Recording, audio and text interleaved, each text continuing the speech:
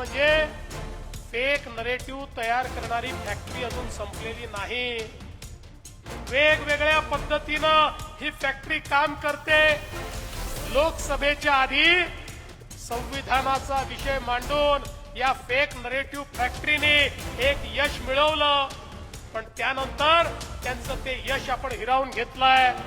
पण आज वेगवेगळ्या पद्धतीनं हे लोक रोज नवीन फेक नरेटिव्ह तयार करतात। आता महानगरपालिकेच्या निवडणुका जवळ आल्या आहेत, जिल्हा परिषदेच्या निवडणुका जवळ आल्या आहेत, पंचायत समिती नगरपालिकेच्या निवडणुका जवळ आल्या आहेत। आता आशिष शेलारजी पुन्हा एकदा भाषण सुरू होतील। महाराष्ट्रापासून मुंबईला तोडण्याचा कट सुरू झालेला आहे, अशा प्रकारची भाषणं आता पुन्हा ऐकायला मिळतील।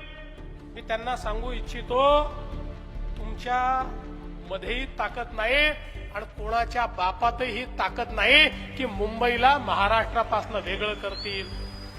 अरे भाजपचं सरकार आल्यानंतर या मुंबईचा चेहरा आम्ही बदलून दाखवला।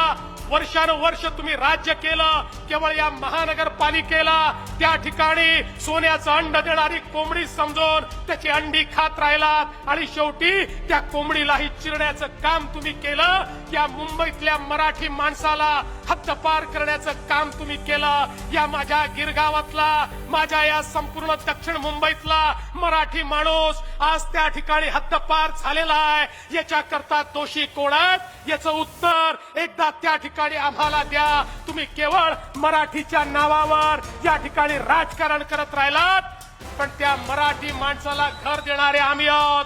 पीडीडी चाळीमध्ये इतके वर्ष राहणारा मराठी माणूस, त्याला घर देणारे आम्ही आहोत।